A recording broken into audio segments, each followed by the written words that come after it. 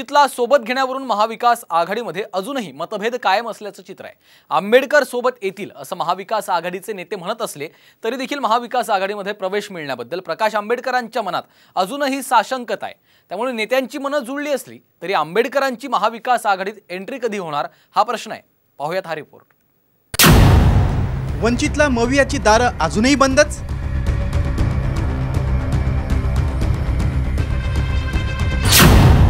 वंचितला घेण्यावरून मवियात घोळ कायम।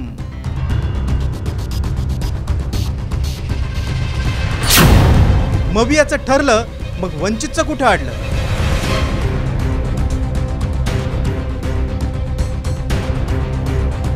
लोकसभा निवडणुकीसाठी महाविकास आघाडी जागा वाटपावरून जोरदार चर्चा सुरू आहे। जागा वाटपावर काँग्रेस आणि शिवसेनेचा वेगवेगळा दावा आहे। त्यातच वंचित आघाडीच्या प्रवेशाच्या मुद्द्यामुळे तिढा वाढला आहे।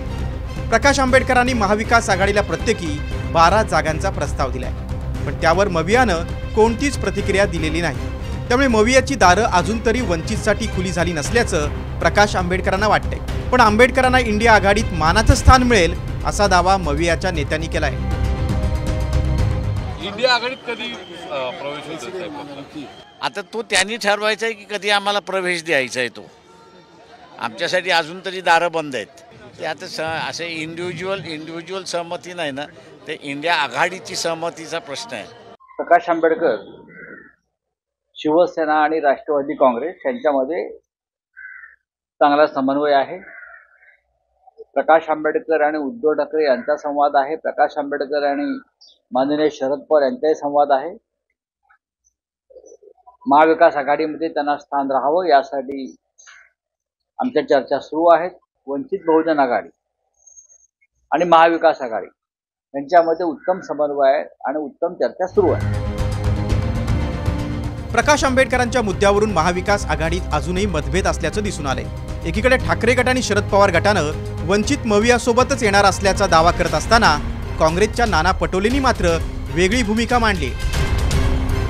प्रकाशजी आमच्या सगळ्यांच्याच आयुष्यात आहेत आणि माझा विश्वास आहे की प्रकाशजींना नक्कीच इंडिया आघाडीमध्ये एक मोठा रोल हा नक्कीच नेहमीच राहील आणि आमची इच्छा आहे की आम्ही सगळ्यांनी संविधानासाठी आणि देशाच्या प्रगतीसाठी एकत्र आलं पाहिजे। प्रकाश आंबेडकर, शिवसेना आणि राष्ट्रवादी काँग्रेस यांच्यामध्ये चांगला समन्वय आहे। प्रकाश आंबेडकर आणि उद्धव ठाकरे यांचा संवाद आहे। प्रकाश आंबेडकर आणि माननीय शरद पवार यांचाही संवाद आहे। महाविकास आघाडीमध्ये त्यांना स्थान राहावं यासाठी आमच्या चर्चा सुरू आहेत। वंचित बहुजन आघाडी आणि महाविकास आघाडी यांच्यामध्ये उत्तम समन्वय आहे आणि उत्तम चर्चा सुरू आहे। ते आमच्या अलायन्समध्ये नाही, ते उद्धव ठाकरे साहेबांच्या अलायन्समध्ये आहेत। त्यांची चर्चा चाललेली आहे। ते काय बोलतात काय नाही तो त्यांचा प्रश्न आहे। सगळ्यांना व्यक्ती स्वातंत्र्य आहे। आम्हाला काही ईडी आणि सीबीआय कोणावर लावायचं कारण नाही। आम्ही सत्तेत असताना नाही लावले, तर आता काय हा विषय नाही आहे। व्यक्ती स्वातंत्र्य आहे। प्रकाशजी जे काही आपली भूमिका मांडतात ते त्यांचं मत असू शकतं, पण आमच्याशी कुठली डायलॉग त्यांच्याकडून अजूनपर्यंत नाही। शनिवारी रात्री पुण्यातील मोदी बागेत आंबेडकरांनी शरद पवारांची भेट घेतली। त्यावर आता भेटीगाठी होतच राहणार असं आंबेडकरांनी स्पष्ट केलंय। या भेटीवरून शिंदे गटाच्या संजय शिरसाटाने टोला लगावलाय। माझं म्हणणं असं आहे की आम्ही आता सर एकत्र येणारच आहोत। त्याच्यामुळे औपचारिक अनौपचारिकरित्याने कुठे कधी नाही कधीतरी भेटणे होणारच आहे। त्याच्यामुळे स्पेक्युलेशन करण्यामध्ये आता काय अर्थ राहिलेला नाही। ते इन्क्लूड आहे की NCP सुद्धा इन्क्लूड आहे, काँग्रेससुद्धा आहे, शिवसेनासुद्धा आहे। त्याच्यामुळे वारंवार या भेटी होत राहणार। झाली भेट तर निश्चितपणे आपल्याला सांगेन। शरद पवार साहेबांना ते भेटले। शरद पवार साहेबांचं प्रकाश आंबेडकरांचं प्रेम हे अख्ख्या महाराष्ट्राला माहिती आहे। परंतु आता जर त्यांचं भेटी होत असतील, ते बोलणं होत असेल, काल त्यांनी स्टेटमेंट केलं होतं की त्या ज्या काही भेटायला जिथं गेले होते त्याच्या पलीकडे त्यांच्या 2 बहिणी राहतात, त्यांना भेटायला गेले होते।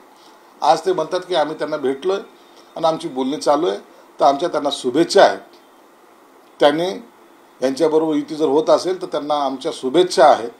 परंतु एक लक्षात ठेवावं, आम्ही यांच्याबरोबर हे 2.5 वर्ष काढल्यानंतर आमचा जो अनुभव आहे तो अनुभव फक्त त्यांच्या नशिबी येऊ नये एवढीच फक्त इच्छा आहे।